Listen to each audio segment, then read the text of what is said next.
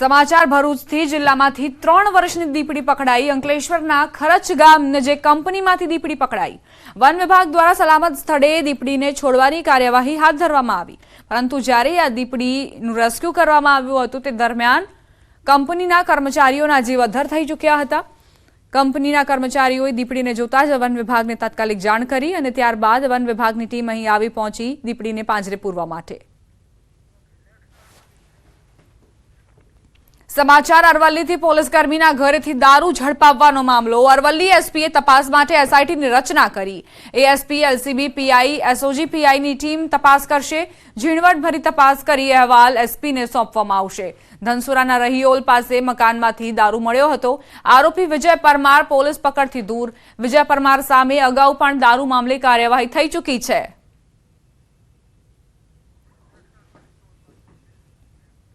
समाचार अरवल्ली थी। अरवल्ली पोलीस पर वधु एक कलंक लाग्यो। अरवल्ली पोलीस जवाननो वधु एक दारूकांड। दारू पकड्यो, तोड़ करीने दारूनो जत्थो संताड़ी दीधो। पोलीस स्टेशन हेठळ काम करता 2 टीआरबी जवान, 1 जीआरडी जवाननी करतूत होवानी हकीकत सामे आवी छे। 1.96 लाखनो दारू पकड्यो, तोड़ करीने दारू संताड़ी दीधो। आरोप छे के धनसुराना कोलवड़ा गामनी सीममां जीप डालामांथी 1.96 लाखनी किंमतनी 1239 बोटलो सगेवगे करी हती અને દારૂ ગૌચરમાં છુપાવી દીધો હતો। દારૂ સામે કાર્યવાહી કરવાના બદલે જીપ ડાલા ચાલક સાથે જ તોડ કરી દીધો, જે બાદ ઉચ્ચ અધિકારીઓએ ધનસુરા પોલીસ સ્ટેશને પહોંચી કાર્યવાહી કરી હતી અને 2 સુરક્ષા કર્મીઓની ધરપકડ કરી હતી। જો કે જીપ ડાલા ચાલક, 1 ટીઆરબી જવાન અને ખાનગી માણસ ફરાર છે। 1,96,770 રૂપિયાનો જે દારૂ છે એ લોકોએ ધનસુરા પોલીસ સ્ટેશન વિસ્તારમાં કોલવડા જે ગામ છે ત્યાં ગૌચરમાં આવી રીતે ઉતારી દીધેલો હતો અને આ જે ગુનાહિત પ્રવૃત્તિ છે એને અંજામ આપેલો હતો। ટીઆરબી અને જીઆરડીના જે જવાનો છે એની સંડોવણી સામે આવી છે। પોલીસની કોઈ સંડોવણી છે કે નહીં એ તપાસ હજી ચાલુ છે। ભાવનગરના ઉમરાળા તાલુકાના ગ્રામ્ય પંથકોમાં ચોરોનો આતંક સામે આવ્યો છે। હળમતાળા, દડવા, વાંગદ્રા, તરપાડા સહિતના ગામોમાં છેલ્લા ઘણા સમયથી તસ્કરો, ઘરફોડ અને પશુ ચોરીનો આતંક છે। 5 થી વધુ ઘરોમાં તસ્કરો ચોરી કરીને ફરાર થયા હોવાની જાણકારી, જેના સીસીટીવી ફૂટેજ સામે આવ્યા છે, જેના પગલે ઉમરાળા પોલીસ અને 70 થી વધુ જીઆરડી સભ્યો દ્વારા ગ્રામ્ય વિસ્તારમાં રાત્રિના સમયે રાઉન્ડ ધ ક્લોક પેટ્રોલિંગ કરવામાં આવી રહ્યું છે। બીજી તરફ કડકડતી ઠંડીમાં પશુઓને બચાવવા ગ્રામજનો ઉજાગરા કરવા મજબૂર બન્યા છે।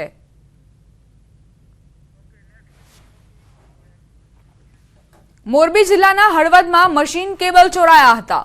ચરાડવા ગામે ખેડૂતોના પાણી ખેંચવાના 6 મશીનના કેબલ ચોરાઈ જવાની પોલીસને ફરિયાદ મળી, ત્યારે ગ્રામજનો દ્વારા કેબલ વાયર સળગાવતા 2 ઈસમોને ઝડપી પાડવામાં આવ્યા, જ્યારે અન્ય એક ઈસમ ત્યાંથી નાસી છૂટ્યો હતો। 3 ઈસમો ચરાડવા ગામ નજીક આવેલ ડમ્પિંગ સાઇટ પર કેબલ વાયર સળગાવી રહ્યા હતા। સફાઈ કામદારોનું ધ્યાન જતા પોલીસ તેમજ સ્થાનિકોને જાણ કરી હતી। બંને ઈસમોને પોલીસને સોંપવામાં આવ્યા। વાયર ક્યાંથી ચોર્યા હતા અને શા માટે તેનો નાશ કરવા આવ્યા તે અંગે પૂછપરછ હાથ ધરાઈ।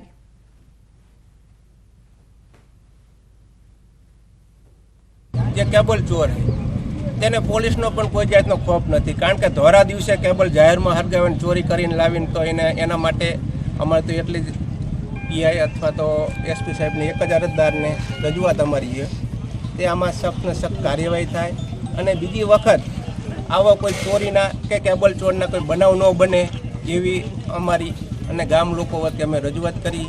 ચરાડવા મોહન સાપડી સામે મુદ્દામાલ હરગાવતા હતા મેન રોડ ઉપર, અમે પકડ્યા અત્યારે ગ્રામજનોએ બધાએ, પણ તો અહીંયા લગભગ 1.5 કલાક અમે મહેનત કરી ત્યારે સાહેબ પોલીસવાળાને તો હળવદ પોલીસ તો આવ્યા જ નથી, અહીંયાથી પોલીસ જમાદાર જે હોય એની ચાલુ ગાડી લઈને આવ્યા છે બરાબર। અત્યારે બાકી નકર 1.5 કલાક થાય, હળવદથી 10 મિનિટનો રસ્તો હોય, એટલે એટલું પેટ્રોલિંગ પોલીસ ખાતાનું કાચું કહેવાય। કેબલ હરગાવે હું અહીંયા આવ્યો ને તો બોલેરો ગાડી હતી એ વહી ગઈ અને પછી આ ભાઈને બેહાડી રાખ્યો, પછી મેં જમાદારને જાણ કરી, જમાદાર કે હમણાં આવી એમ તેમ કરતાં ગામ લોકોને ટોરા ભેરા થયા। અત્યારે હાલમાં પોલીસ આવ્યા છે અને એમાં પોલીસવાળાને સોંપી દીધું। લોકોને છેતરપિંડી હાલ નવા કિમિયા અપનાવી રહ્યા છે, ત્યારે હવે કેટલાક શખ્સો મોરબીની યદુનંદન ગૌશાળાના નામે છેતરપિંડી કરવા સક્રિય થયા છે। પ્રતિષ્ઠિત યદુનંદન ગૌશાળાના નામે સ્કીમની જાહેરાત કરી તેમજ લકી ડ્રોના ઇનામોની જાહેરાત સાથે પોસ્ટર સોશિયલ મીડિયામાં વાયરલ કર્યા। સમગ્ર મામલે ગૌશાળાના સંચાલકે ખુલાસો કર્યો છે. તેમણે કહ્યું કે આ પ્રકારની કોઈ સ્કીમ યદુનંદન ગૌશાળા દ્વારા યોજવામાં નથી આવતી અને યોજવામાં આવશે પણ નહીં. કોઈ ગૌશાળાના નામે દાન લેવા આવે તો દાન કરતા પહેલા ફોન કરી જાણ કરે. યદુનંદન ગૌ સેવા ટ્રસ્ટ નામે કોઈ દિવસ આપણે ફાળા બહાર કર્યા નથી અને કરવા માગતા પણ નથી. બીજી વસ્તુ, અત્યારે લગીને જે યદુનંદન ગૌશાળા નામે કોઈ પણ આપની કોઈની પાસે આવે ફાળો લેવા તો મહેરબાની સંસ્થાનો અમારો વ્યક્તિગત મારો નંબર છે, એમાં જાણ કર્યા વગર મહેરબાની કોઈને ફાળો આપતા નહીં. આ સંસ્થા દ્વારા કોઈ ફટાકડાનો સ્ટોલ, મકર સંક્રાંતિએ કોઈ માંડવા, બીજા કોઈ પહોંચબુક લઈને ક્યાંય ફરવું એવું આજ 24 વર્ષની અંદરમાં કર્યું નથી અને કરતા પણ નથી અને કરવા માગતા પણ નથી. પુષ્પા ફિલ્મની જેમ કિંમતી લાકડાની ચોરીના આંતરરાષ્ટ્રીય રેકેટનો પર્દાફાશ થયો. સુરત વન વિભાગે ખેરના લાકડાની ચોરી કરી દેશના અલગ અલગ રાજ્યોમાં ફેલાયેલા કૌભાંડનો ભાંડાફોડ કર્યો. સુરત, તાપી, નવસારી, ભરૂચ, ડાંગ, નર્મદાના જંગલોમાંથી અનામત કેટેગરીમાં આવતા ખેરના ઝાડ કાપી લાકડા સગેવગે કરવાના મસમોટા રેકેટનો પર્દાફાશ થયો. 16 જૂને માંડવી તાલુકામાંથી ખેરના લાકડા ભરેલી ટ્રક ઝડપાઈ હતી, જેમાં ટ્રક ડ્રાઈવરની પૂછપરછ કરતા તેનો જવાબ સાંભળીને વન વિભાગના અધિકારીઓના પગ તળેથી જમીન સરકી ગઈ.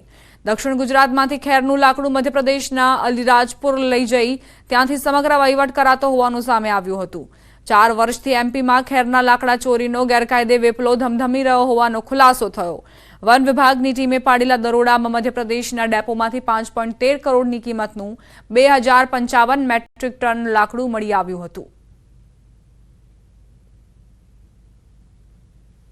હરિયાણાના કરનાલ ખાતે, આ ચિપકોલ ખાતે રત્નાગીરીની અંદર આ બધા આપણા જે ખેરના લાકડા છે એની પ્રોસેસ કરીને લોકો બિસ્કિટ બનાવે, કેમિકલ રૂપમાં એને ડ્રમમાં ભરે અને આખો વિદેશમાં સપ્લાય કરે. એટલે આંતરરાષ્ટ્રીય આખું કૌભાંડ અમારા વન વિભાગે પકડી પાડ્યું છે અને એને હાલ તપાસ પણ ચાલી રહી છે. લગભગ 4 જેટલા આરોપીઓ પકડાઈ ચૂક્યા છે. આંતરરાષ્ટ્રીય ખેર લાકડાની હેરાફેરીને લઈ ગુજરાત સહિત મહારાષ્ટ્ર, પંજાબ, હરિયાણા, દિલ્હીમાં અલગ અલગ જગ્યાએ રેડ કરવામાં આવી, જેમાં અલીરાજપુર અને અક્કલકુવા વચ્ચે થયેલા નાણાકીય વ્યવહારના 4 કરોડથી વધુના ટર્નઓવરનું લિસ્ટ મળી આવ્યું. હવાલા કૌભાંડની આશંકાને લઈ ઈડીએ પણ અલગ અલગ જગ્યાએ દરોડા પાડતા મોટા રેકેટનો ખુલાસો થયો.